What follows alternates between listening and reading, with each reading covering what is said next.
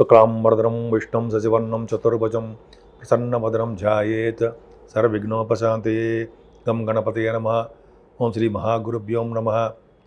ఓం శ్రీ మాత్రే నమో నమః. మా ఆది ఆస్ట్రాలజీని చూస్తారంటే మీ అందరికీ పేరు పేరున నా హృదయపూర్వక నమస్కారాలు. ఇప్పుడు మనం 11th జనవరి 2026 నుంచి 17th జనవరి వారం రోజులు ఎలా ఉండబోతుందో ఇప్పుడు తెలుసుకుందామండి. 12 రాశుల వారికి ఎలా ఉండబోతుందో తెలుసుకుందాం. ముఖ్యంగా గ్రహాల యొక్క స్థితిగతులను ఒకసారి చెప్పుకుందామండి. ముఖ్యంగా మిథున రాశిలో గురుడు వక్రగతిలో ఉన్నాడు. ఒక శుభగ్రహం వక్రించినంత మాత్రాన చెడు ఫలితాలు ఇస్తాడేం కాదండి. శుభగ్రహాలు వక్రించినంత మాత్రాన శుభ ఫలితాలు కూడా ఇస్తారు. అంతేకాకుండా సింహరాశిలో కేతు ఉన్నాడు. 11th and 12th డేట్స్లో చంద్రుడు తులారాశిలో ఉంటాడు. ఇక్కడ ఒక అద్భుతమైన విషయం చెప్తానండి. ఇక్కడ మనం 4 గ్రహాలు ఒక రాశిలోనూ మళ్ళీ 4 గ్రహాలు మళ్ళీ ఇంకో రాశిలోనూ వెళ్ళిపోతున్నారు.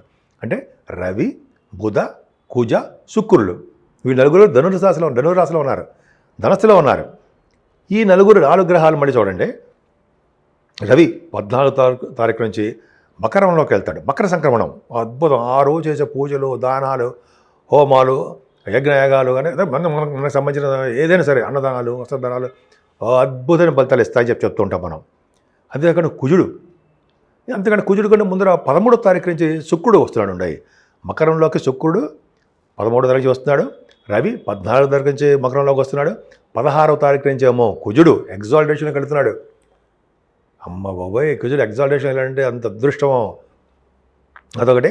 అదే అక్కడ బుధుడు 17వ తారీఖు నుంచి. ఈ 4 గ్రహాలు అంటే ధనురాశిలో ఉన్న 4 గ్రహాలు మళ్ళీ మకర రాశిలోకి వెళ్తున్నాయి చెప్పుకుందామండి. తర్వాత రాహు మనకు ఆల్మోస్ట్ తెలిసిందే. రాహు బ్రహ్మాండంగా కుంభరాశిలో ఉన్నాడు.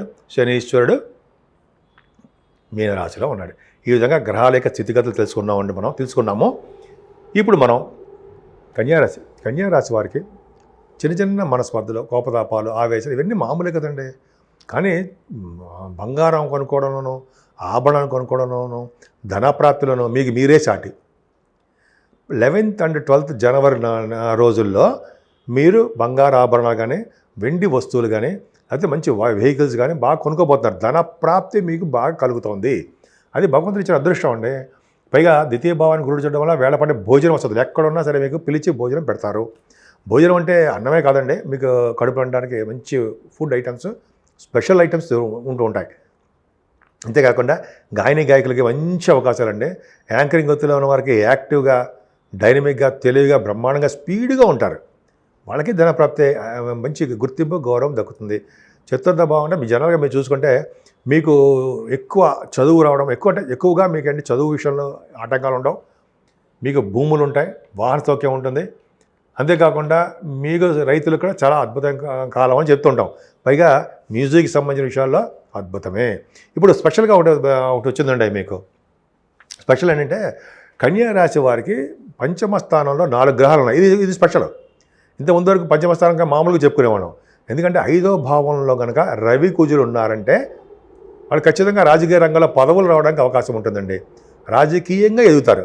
అంతేకాకుండా పంచమ స్థానంలో బుధ, శుక్రులు ఉన్నారంటే వాళ్ళ నటనా జీవితం, నటనలో, కళారంగంలో బాగా రాణిస్తారు.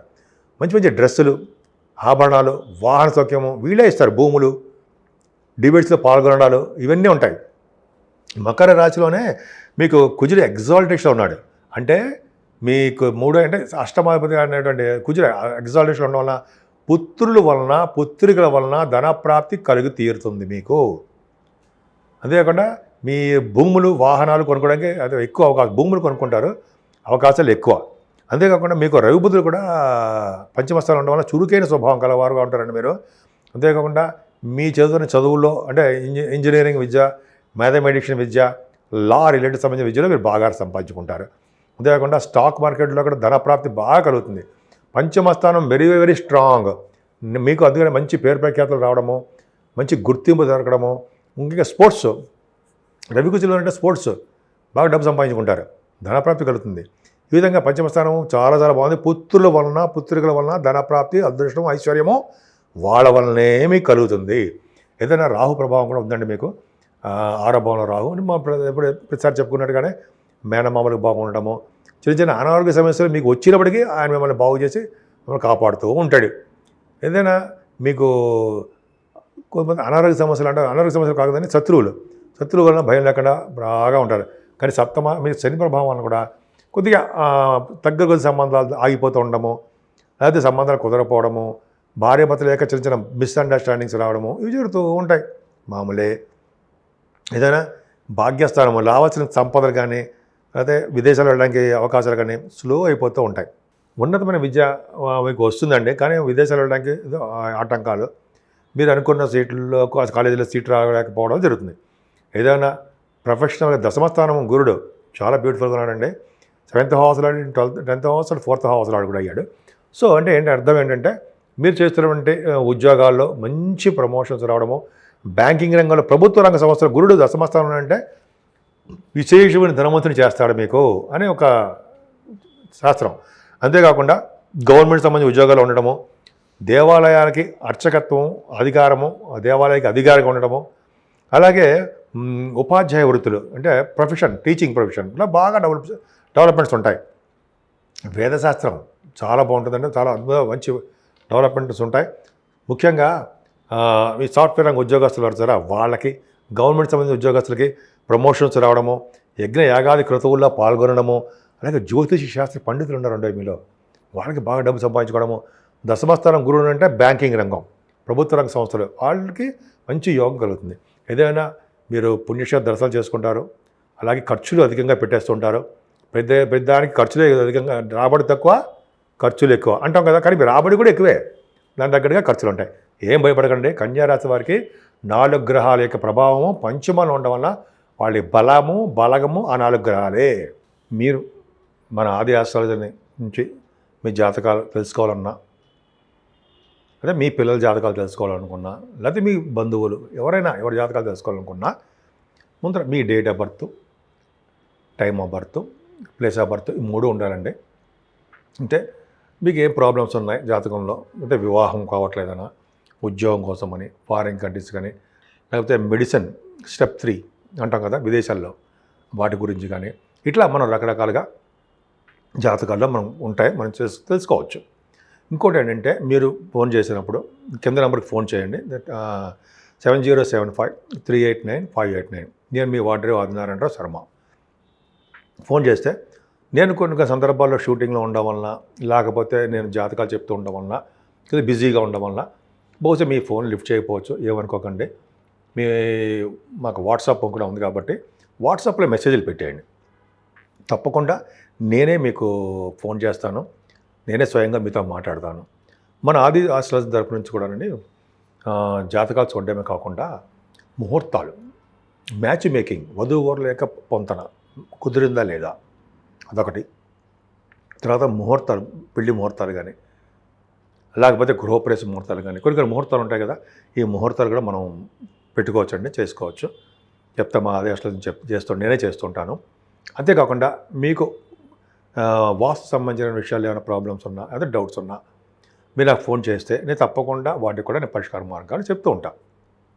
12 రాశుల వారి వరకు కూడా, 12 రాశుల వారు అంటే మేషం నుంచి మీనరాశి వారి వరకు కూడా మనం చేసుకోవాల్సిన పరిహారాలు ఏంటి, పూజలు ఏంటి ఇప్పుడు మనం తెలుసుకుందామండి. ఎందుకంటే జనవరి నెల కొత్త సంవత్సరం స్టార్ట్ అయింది కాబట్టి మనం 11వ తారీఖు నుంచి 17వ తారీఖు వరకు చెప్పుకున్నాం, అంటే 11th నుంచి 17th వరకు చెప్పుకుంటాం. కాబట్టి రవి సంక్రమణం కూడా జరుగుతుందండి 14వ తారీఖుని.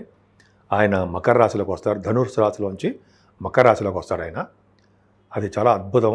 అదే రోజునే చాలా మనం దానాలు చేస్తూ ఉంటాము, అలాగే దైవ దర్శనాలు చేసుకుంటూ ఉంటాము, సూర్యభగవాన్ ఆలయాల దర్శనము, సూర్యభగవానికి సంబంధించిన పూజలు చేసుకోవడము, గోధుమలు దానం ఇవ్వడము, అవన్నీ మనం చేసుకుంటూ ఉండాలి.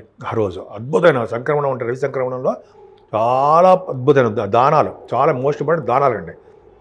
అంటే బంగారము, వస్త్రదానాలు, అన్నదానాలు మనం అంటాం కదా, అవన్నీ చెప్పుకుందాం ఒకసారి, ఒక వీడియో తీస్తాను నేను. అది చాలా ఇంపార్టెంట్ అండి. అందుకనే అంటే ఈ వారంలో కూడా సూర్యభగవాన్ ఆరాధన, సూర్యభగవాన్ నమస్కారాలు, సూర్యుని సంబంధించిన దేవాలయం సందర్శించడం వలన దోషాలు చాలా మంది పరిహారం అవుతాయి. అంతే కదండి, మనం ఈ 14వ తారీఖున కూడా మకర సంక్రమణ రోజు మకర జ్యోతి దర్శనం కూడా జరుగుతుంది. అయ్యప్ప స్వామివారిని కూడా పూజించడం అత్యంత శుభకరం, అత్యంత అదృష్టం కూడా మనకి. సో ఆయన పూజించడం వలన, ఆయన దర్శనం చేసుకోవడం వలన, లేకపోతే అదే రోజు స్వామివారి యొక్క జ్యోతి దర్శనం చేసుకోవడం వలన అన్ని శుభాలు కలుగుతాయి. వచ్చే సంవత్సరం మళ్ళీ మకర సంక్రమణం వరకు, అంటే ఆ రోజు మకర సంక్రాంతి జ్యోతి దర్శనం వరకు కూడా అన్ని శుభాలు కలుగుతాయని స్వామివారు, అంటే అయ్యప్ప స్వామివారి యొక్క ఆశీస్సులు మనకి ఎప్పుడూ ఉంటాయని మనకి చాలా విషయాలు తెలుసుకున్నాం మనం. సో కాబట్టి అయ్యప్ప స్వామివారిని కూడా పూజించడం అత్యంత అదృష్టం మనకి. ఆయన పూజించాలండి. అంతేకాకుండా సూర్యభగవాన్ని, ముఖ్యంగా కుజుడు కూడా ఆయన వచ్చేసి పరమోచ్చలోకి వస్తున్నాడు. వచ్చేలో ఉంటాడు, ఎగ్జాల్టేషన్ ఉంటాడు ఆయన. కుజుడు కూడా ఆరాధన చాలా పవిత్రం అండి. సుబ్రహ్మణ్య స్వామి ఆరాధన కొన్ని రాసుల వారు కూడా చెప్తాను. ఆ అద్భుతమైన ఫలితాలు, ఆయన ఇచ్చే అద్భుతమైన ఫలితాలు అంతా ఇంత కాదండి, మహా విశేషంగా ఉంటాయి. సో ఈ విధంగా అమ్మవారిని పూజించడం వలన, అంటే కామాఖ్య అమ్మవారు కానీ, లలిత అమ్మవారు కానీ, కనకదుర్గ అమ్మవారు కానీ, ఇలా పూజించుకుంటూ, అయితే అమ్మవారి యొక్క అభిషేకాలు చేసుకుంటూ, లేకపోతే అమ్మవారికి కుంకుమలు చేసుకుంటూ, చండీ హోమాలు లాంటివి చేసుకుంటూ ఉంటే మనకి సర్వత్రా విజయం కలుగుతుందని చెప్పి అనుకుంటాం కదా. అంటే కొత్త సంవత్సరంలో అన్ని రాసుల వాళ్ళకి మనం అనుకుంటాం కదా, దిగ్విజయంగా ఉండాలని, అన్ని రంగాల్లోనూ ముందంజలో ఉండాలని. మన జాతకాల్లో కొంచెం ప్రాబ్లమ్స్ ఉన్నా మనం పరిహారాలు చేసుకోవడం వలన, అంటే రాహు పరిహారం అనుకుందాం. రాహు అష్టమంలో ఉన్నాడు, 12వ భావంలో ఉంటాడు, పంచమస్థానంలో ఉంటాడు, సప్తమంలో ఉంటాడు. ఇటువంటి కొంతమంది రాసుల వాళ్ళకి రాహు వచ్చే దోషాలు ఉంటాయి కదా. దానివల్ల అమ్మవారు పూజించడం కానీ, అదే మనం కొంతమంది కాళహస్తిలో స్వామివారిని దర్శించడం కానీ, మన ఊళ్ళోనే రాహు సంబంధించినటువంటి పూజలు మన పూజారి గారు చేస్తారు. ఆ పూజలు చేయించుకోవడం వల్ల కానీ, రాహు దగ్గర దీపారాధన చేయడం వల్ల కానీ రాహు వల్ల వచ్చే దోషాలు కూడా పరిహారం అవుతాయి. కేతు కూడా అంతే దుష్ఫలితాలు ఇస్తారు కదా. కేతు ప్రభావం తగ్గాలంటే ముఖ్యంగా వినాయకుడిని పూజించాలండి. ఫస్ట్ పూజించవలసింది ఎవరు అంటే వినాయకుడినే. ఆ తర్వాత సూర్యభగవాన్ని, అయ్యప్ప స్వామిని పూజిస్తూ ఉంటాం మనం. వినాయకుడి ఆరాధన, వినాయకుడి పూజలు ఖచ్చితంగా చేయడం వలన, స్వామివారికి నివేదన చేయడం వలన, స్వామివారికి వస్త్ర సమర్పణం వలన, ఇలాగ అనేక రకాలుగా వచ్చే దోషాలన్నీ పరిహారం అవుతాయి. ఈ కేతు కూడా కుజస్వామి కాబట్టి సుబ్రహ్మణ్యేశ్వర స్వామిని కూడా పూజించడం అనేది అత్యంత చెప్పదగ్గ విషయం అండి. ఇలాగ మనకి నేను చెప్పిందే కాకుండా మీకు కూడా ఏ అమ్మవారు, ఏ దేవత పూజించాలనుకుంటే ఆ దేవతను పూజించండి. మనస్ఫూర్తిగా పూజించడం వలన చక్కటి అవకాశాలు, అదృష్టాలు ఈ వారం మొత్తం, ఈ సంవత్సరం మొత్తం కూడా మనకు ఉంటాయి. ఏంటంటే ఇందాక చెప్పినట్టుగా, రెమెడీ చెప్పినట్టుగానే అది అత్యంత ఉపయోగకరం అంటే రవిని, సూర్యభగవాన్ని, కుజుడిని పూజించాలండి ఈ నెల మొత్తం కూడా. ఎందుకంటే సూర్యభగవాన్ ఎప్పుడు కూడా మనకి ఆరోగ్య ప్రదాత అంటాం. ఎప్పుడైనా సరే అష్టమంలో ఉన్నా సరే, సప్తమంలో ఉన్నా సరే, యాక్చువల్గా మన రవిని పూజించాల్సిందే. సూర్యభగవాను ఆరాధన వలన ఐశ్వర్య ప్రాప్తి, అదృష్ట ప్రాప్తి, ఆరోగ్య ప్రాప్తి, సంపూర్ణ ఆరోగ్యవంతులుగా ఉండడానికి కారణము సూర్యభగవానే. చూడండి, స్కిన్ డిసీజ్ వచ్చిన, అదే చర్మ వ్యాధులు అంటే అలా అటువంటి కానీ, మానసికంగా కానీ, ఏదో విధంగా శరీరంలో చిన్న చిన్న ప్రాబ్లమ్స్ వాటిని నివారణ చేసేవాడు సూర్యభగవానుడు. అంతేకాకుండా కుజుడు యాక్సిడెంట్స్ కాకుండా కాపాడేవాడు కూడా కుజుడే. సో యాక్సిడెంట్స్ నుంచి మనం బయటపడాలన్నా, అదే మనకి యాక్సిడెంట్గా కాకుండా ఉండాలన్నా, లేకపోతే రోడ్డు ప్రమాదాలు జరగకుండా ఉండాలన్నా సుబ్రహ్మణ్య స్వామిని పూజించాలండి. సుబ్రహ్మణ్య స్వామి వారిని పూజించడం వల్ల యాక్సిడెంట్స్ తప్పుతాయి, పిల్లలు చాలా అభివృద్ధిలోకి వస్తారు, పెళ్ళిళ్ళు బ్రహ్మాండంగా అవుతాయి, మీరు అనుకున్న పెళ్ళిళ్ళు అవుతూ ఉంటాయి. కుజు ప్రభావం, కుజు దోషం ఉందనుకోండి, పెళ్ళిళ్ళు ఆగిపోతుంటాయి కదా, వివాహాలు, పెళ్ళిళ్ళు కుదురుతూ ఉంటాయి, చక్కటి సత్సంతానం కలుగుతారు. ముఖ్యంగా కుజుడు పూజించడం వల్ల భూములు బాగా రియల్ ఎస్టేట్ రంగంలో ఉన్న వారికి సంపదలు పెరుగుతుంటాయి. ఇలా చెప్పుకుంటూ వెళ్తుంటాం కదా. అందుకని ఈ సంవత్సరం మొత్తం, ఈ వారం మొత్తం కూడా వాళ్ళతో పాటు అమ్మవారండి. అంటే కుజ శుక్రుల కాంబినేషన్గా సినిమా రంగంలో బాగా రాణించాలి, వాళ్ళ సినిమాల్లో సక్సెస్ అవ్వాలి, ధనప్రాప్తి కలగాలంటే అమ్మవారే. అమ్మవారిని పూజించడం వల్ల, అమ్మవారికి అభిషేకాలు చేయించడం వల్ల, అమ్మవారికి మనం మీ చేస్తే చండీ హోమాలు చేయించుకోవడం వల్ల, వస్త్ర సమర్పణ వలన, అన్నదానాలు చేయడం వలన కూడా సినిమా రంగంలో అద్భుతమైన ప్రపంచంలో మీరు ఉంటారు. ఏదేమైనా మీ అన్ని 12 రాసుల వారికి శుభం కలగాలని నేను మనస్ఫూర్తిగా కోరుకుంటున్నాను.